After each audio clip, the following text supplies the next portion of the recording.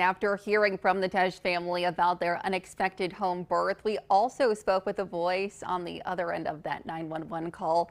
Brown County telecommunicator Darla Mensch helped guide the delivery of baby Isla over the phone early that Thursday morning. Mensch says while pregnancy-related calls happen fairly often, it's actually rare for a baby to arrive before first responders get there. On those critical moments, she says staying calm came down to training and support from the team around her.